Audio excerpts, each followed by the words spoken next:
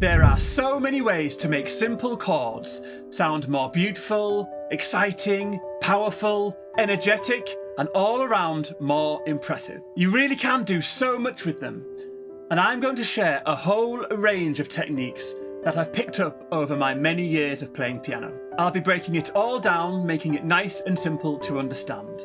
And keep on watching until the end, where I'll show you a tip that professionals use that even beginners can learn how to do.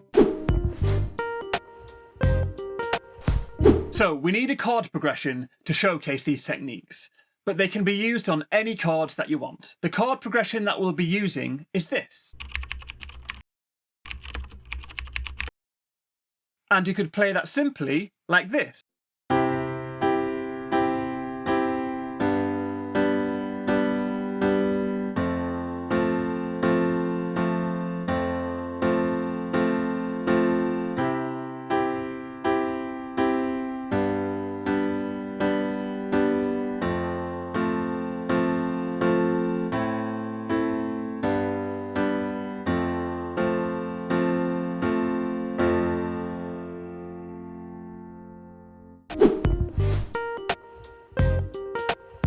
Suspended chords can be used to add emotion and to bring a sense of tension. And you can play them by replacing the third of either a major or a minor chord with either a second or a fourth. For example, if you take the C major chord and you count up all the white keys, 1, 2, 3, 4, 5, you're playing the first, third and fifth. If you replace the third with the second, 1, 2, that is a C suspended second, or a C sus2 for short. If you replace the third with the fourth, 1, 2, 3, 4, that is the C suspended fourth, or the C sus4 for short. Suspended chords often resolve back to a major or minor chord, which relieves the tension that's been created and adds movement to the music. For example, the C sus4 resolving back to the C major, or the C sus2. Let's hear them being used in our chord progression.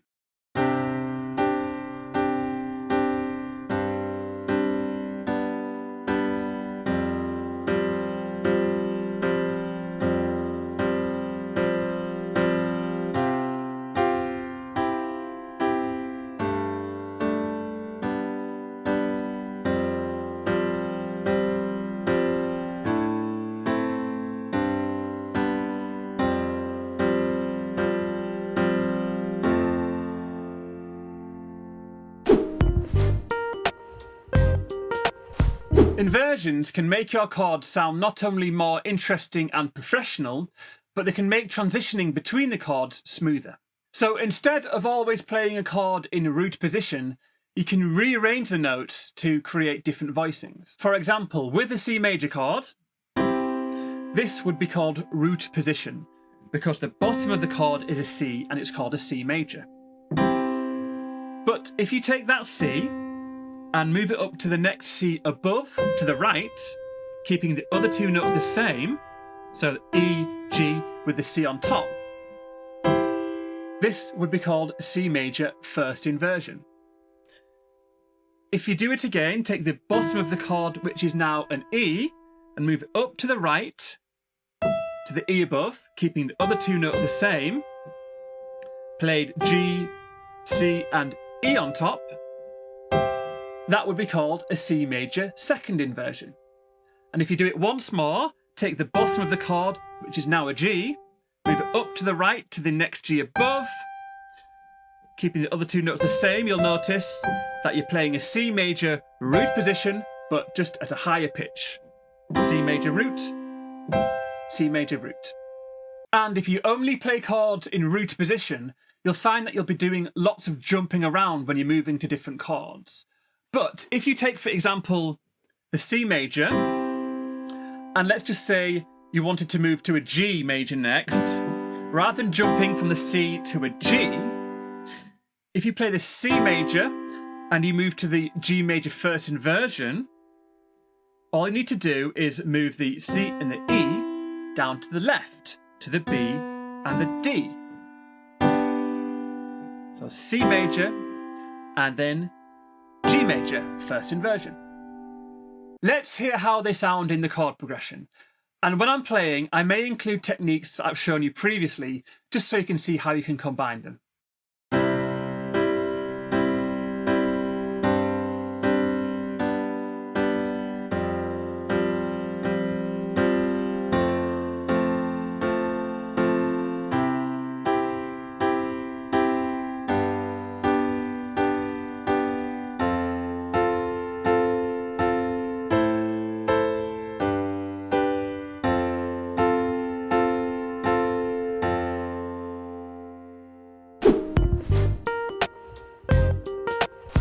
One way to add more depth and power to your chords is to add an octave underneath in your left hand. For example, if you're playing a C major chord, it's common to play a root note underneath.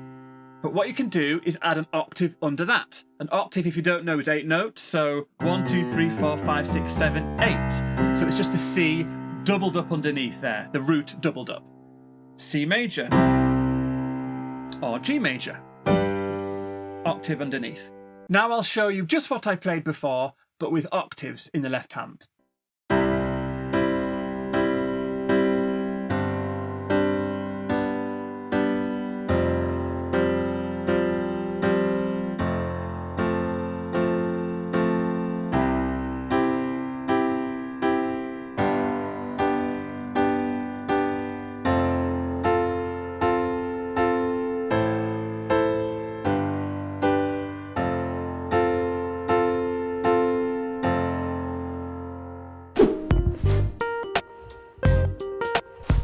To add more rhythm and energy to your chords, you can try using a rocking fifth pattern in the left hand. So first of all, if you're playing a C major chord, you find a fifth in the left hand. So you put your 5 on the C, and then you count up 5, including the C. 1, 2, 3, 4, 5. So then you take the 1 and the 5. Then you rock backwards and forwards, or alternate between the first and the fifth, like this.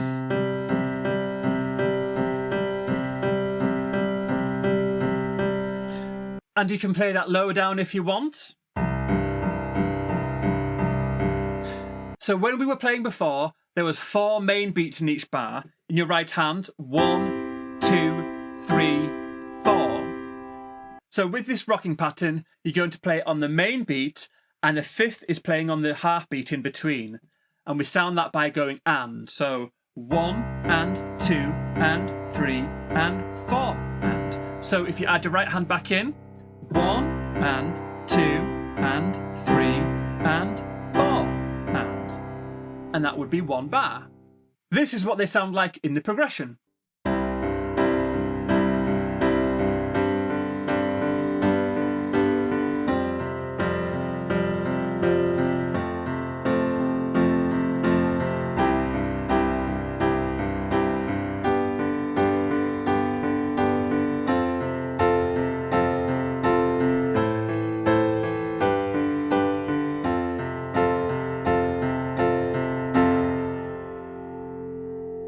By the way, members of Bird's Piano Academy can download all of the sheet music for the examples of these techniques in the description below. And if you're interested in becoming a member, there's also a link for a 7-day free trial. You can keep the energy up by adding an octave rhythm in the left hand as well. You do this by, let's use the C major again as an example.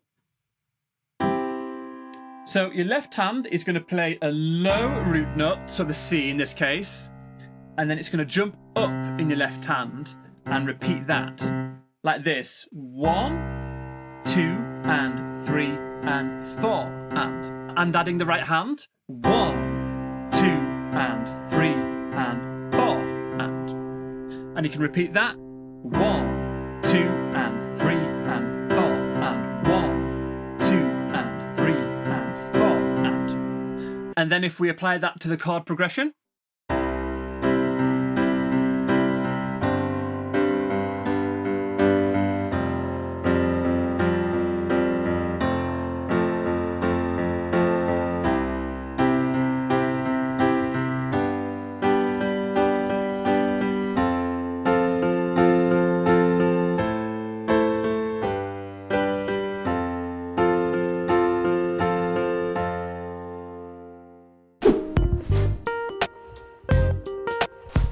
A fill is when you play a series of notes in between the chords to add variation and rhythm to what you're playing, and they can also make your chord sound more melodic.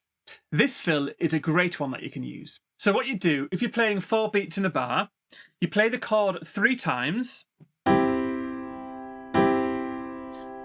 then you break it up from the bottom to the top, so C, E, G, then add the next white note to the right. So in this case, it would be an A, like this.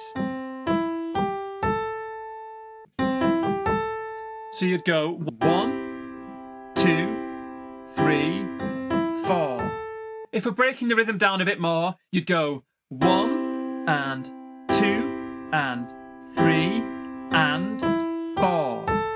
But I'm sure you can copy that rhythm. In the left hand, you're going to play an octave root on the bottom and then jump up to the top for 3 more times. Like this, 1, 2, 3, 4. Then together, 1, 2, 3, 4. 1, 2, 3, 4. And you can do that on any inversion.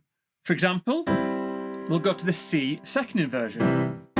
I'll try it again.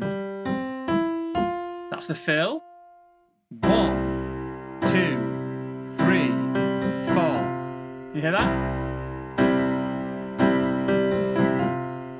This is what they sound like in the progression.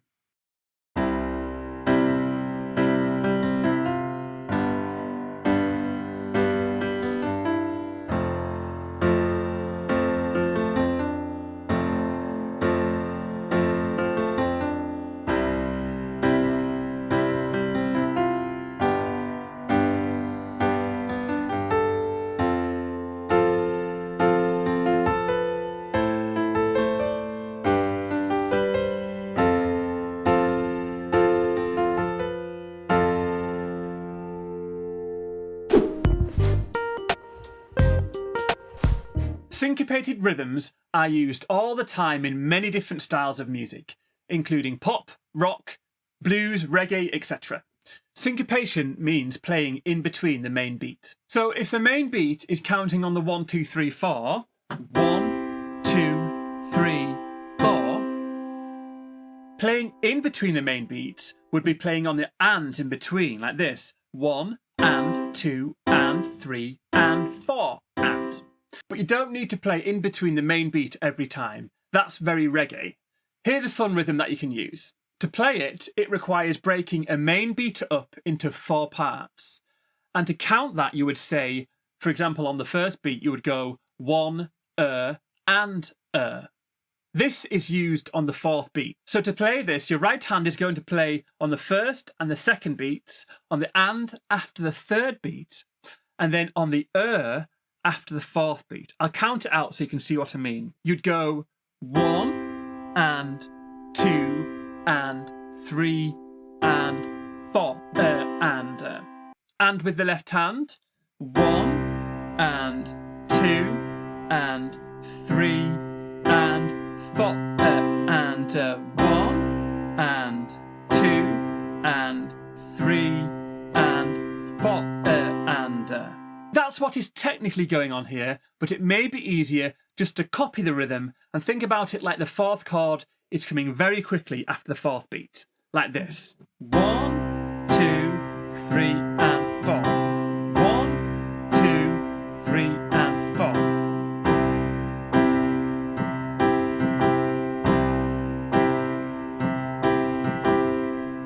And another thing we can do with this one, to add a sense of melody and movement on the top in the right hand, is to, on the last chord there, on the 4th one, go up to the right to the nearest white key, wherever you are. So if you're in a C root position, you go up to there. If you're on C second, you go from the E to the F. Or if you're on the G major chord, root position, you go up from D to E. Now, if we use that in the chord progression, it sounds like this.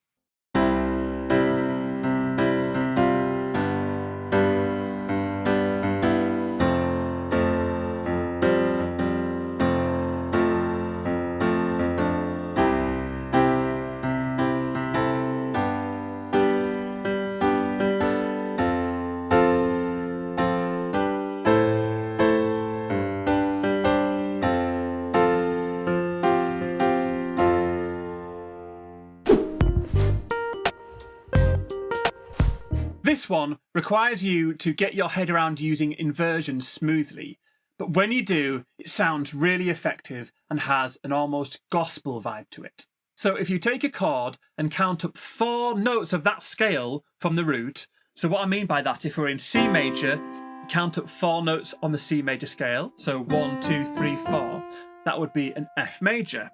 So we've identified the chord, now we need to find the closest inversion. So if we're on a C major, the closest inversion is the F major second inversion. So we'd go like this: 1, 2, 3, 4. This sounds really good if you're playing a second inversion on the C, and then you go to the nearest F inversion, which is the F first inversion, like this.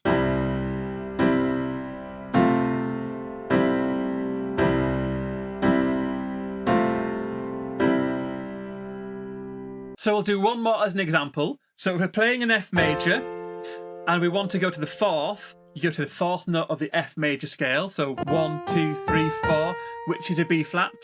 If you're not sure of the scales, if you count up 5 semitones, that will take you to a perfect 4th every time. You go, not including the F, you go 1, 2, 3, 4, 5. Okay, that's a little tip for you. So then F major, and then go to the B flat nearest inversion is the second inversion. Notice that the left hand is staying on the root.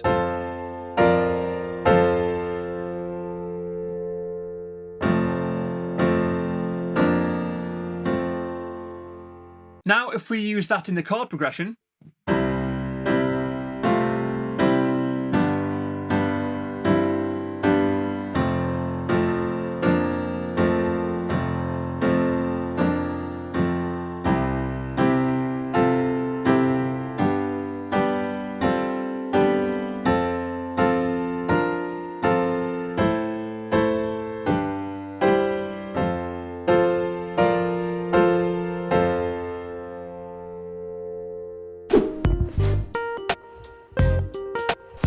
adding interesting rhythms can really take your playing to the next level, and this one sounds really good. What you do is your right hand plays chords on the 1, 2, 3, and then quickly twice on the 4 and the that quick one we talked about.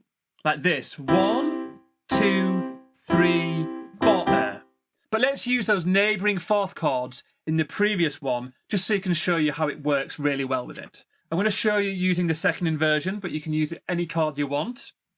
So the chords were second inversion on the C and first inversion on the F. Like this: 1, 2, 3, 4. Your left hand is going to play the root octave underneath on the 1. It's going to jump up on the 2, play again on the 3, and then we're going to chop that third up into those 4 bits again. The 3 and it's going to play again on the last like this: 3 and or just before the 4th beat, like this: 1, 2, 3 and 4. So just before the 4th beat, the last one: 1, 2, 3 and 4. Together: 1, 2, 3 and 4. I'll play it again a bit faster.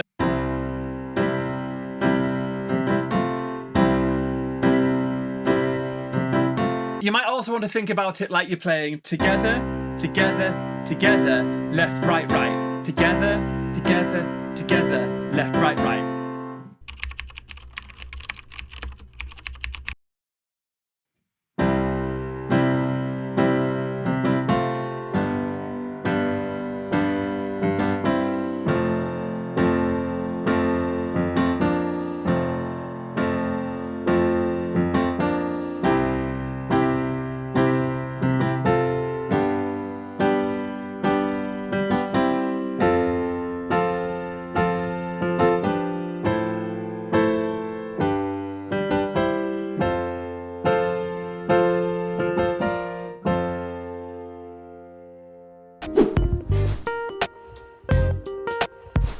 Sus fills, short for suspended fills, are an excellent way to create fills that sound really impressive.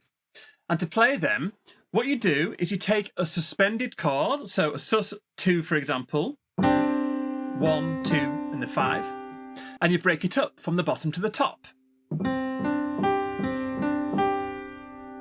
So then if we were to use that as a fill, you could go 1 and 2 and 3 and 4 1 and 2 and 3 4. Or on another chord, so you could take a G sus4, break it up from the bottom to the top, and with some chords.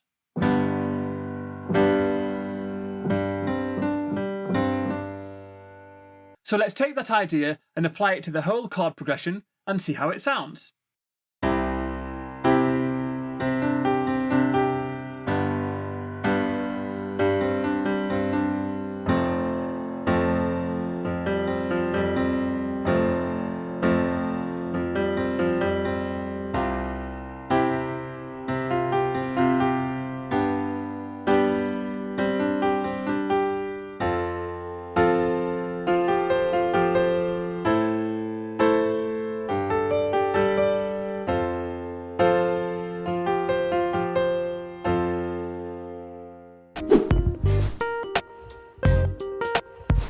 You can use the same idea of using suspended fills, but turn them into a run, which is where the notes cover a larger area of the piano, like a run of notes. So if we take the sus2 fill, which was like this,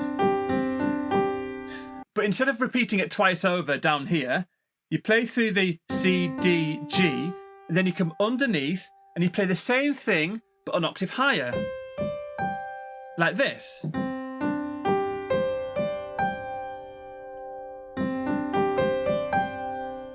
And we can use the same rhythm when playing it with chords as well, like this. 1, 2, 3, 4. So let's try it on another one, the G sus4 for example. So G, C, D, you'd go bottom to top, thumb underneath, and repeat it an octave higher.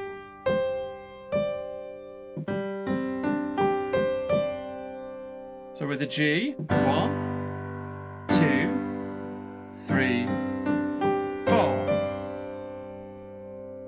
And you can also play these runs, but break them up from the top to the bottom. So for example, let's take the F sus2 and break it up. So it's going to go down to there, but break it up from the top to the bottom. With the left hand.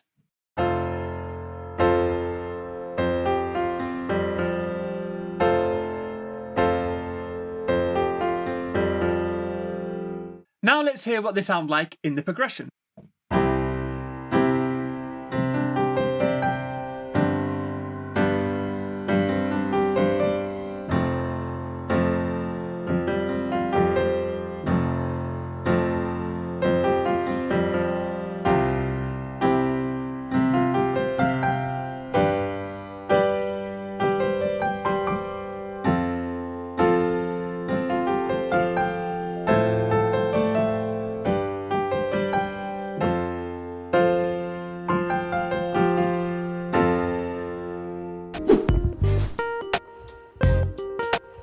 Breaking up your chords and playing them from the bottom to the top and back down again can create a beautiful flowing sound. And you can add a second or a ninth, depending on where you're counting from, to add even more emotion and beauty to the sound as well. Here's how. So what you're going to do is play a first, fifth and octave in your left hand. This example is on the C major. So in your right hand, do you remember when we talked about the seconds, the 1 and the 2? This could also be classed as a ninth if you count from here. 1, 2, 3, 4, 5, 6, 7, 8, 9. But with that second or ninth, play that with your thumb in your right hand, and then you play the rest of the chord. So the C major is that, and an octave C on top, the root on top. So that is your chord there. First, fifth octave, and then the second or ninth, and then you play the rest of the major chord there. That's it. So what you can do is break that up from the bottom to the top and back down again. The pattern is this. So you go bottom all the way through, not missing any of those notes out. Back down again. And then you go bottom and then up with your left. Don't play any more in your right. Like this.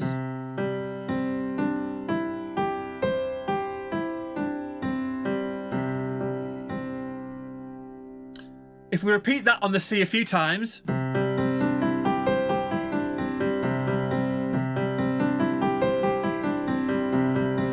it sounds beautiful, doesn't it? You can hear the flowing pattern up and down. Let's do one more on the G. So first, fifth octave, and then the second or the ninth, and then the rest of that G chord with the octave G on top.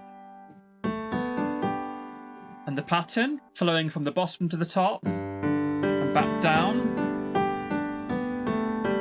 Then bottom, up, up.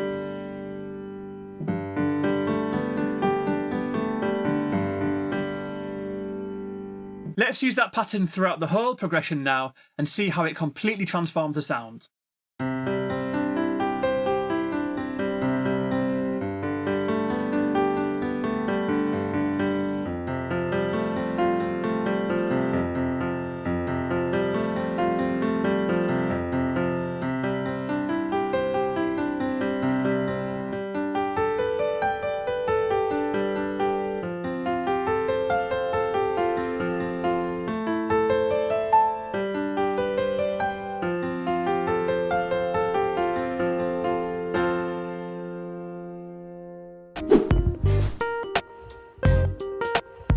We've broken up suspended chords and used them for fills and runs, but you can also repeat just one of them to create a beautiful, open, recurring melody. As we're playing in the key of C, we're going to use a C sus2. And it sounds better higher up here, so we're playing a C sus2 here. And you can break it up however you want, but I'm going to suggest playing it like this. And you can just repeat that and throw it in as a little fill or melody, but throughout the whole piece. And for this example, the left hand's just going to be playing first, fifth, octave. First, fifth, octave.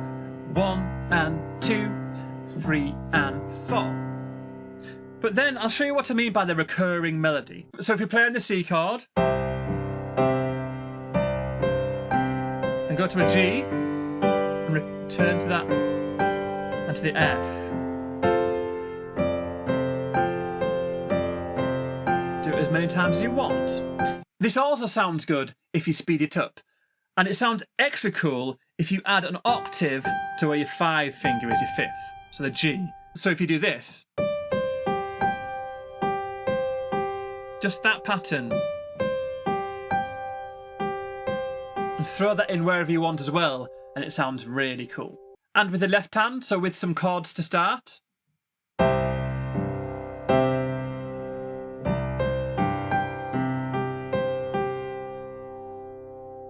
So now I'm going to play the progression, but I'm going to keep on returning to those 2 fills.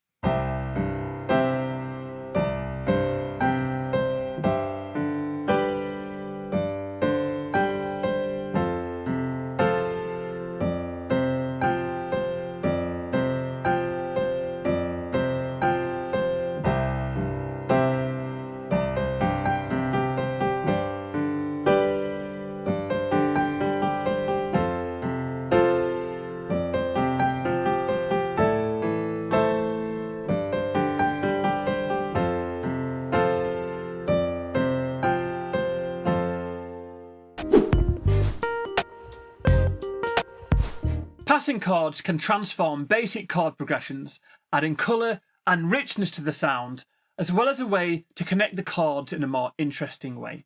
In music, the dominant is referring to the 5th. So if you are in the key of C, the 5th would be the G. 1, 2, 3, 4, 5. So you could play a G chord, which would be the dominant chord in the key of C.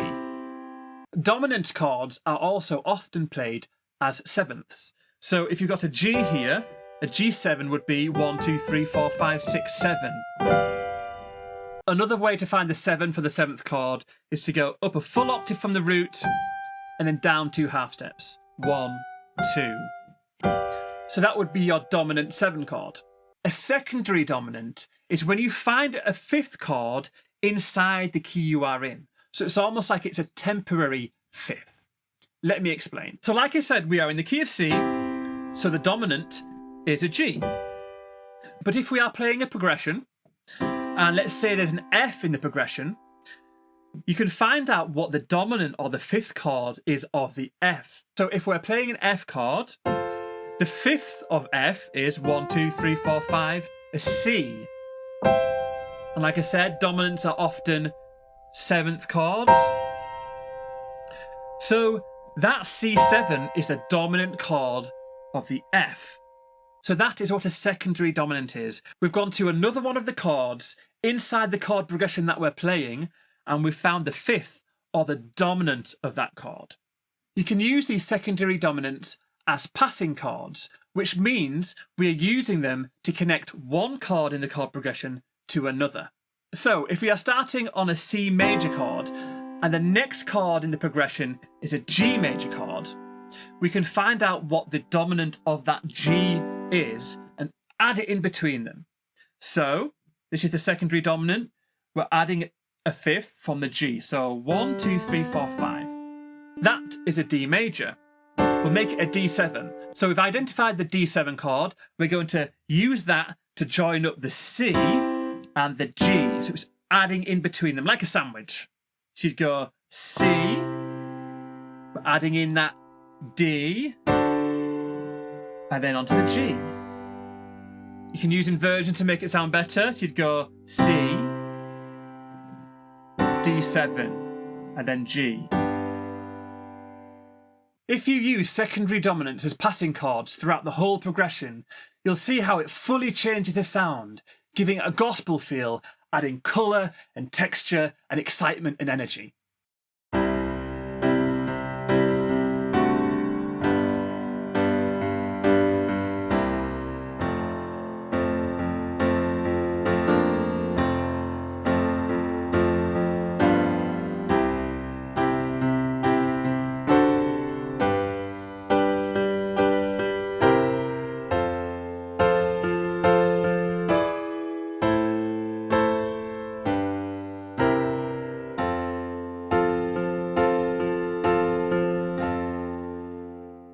Now, I'm aware that that was quite a rushed explanation of secondary dominants, but if you liked how that sounded and want to hear a more in-depth explanation, then you can watch this video.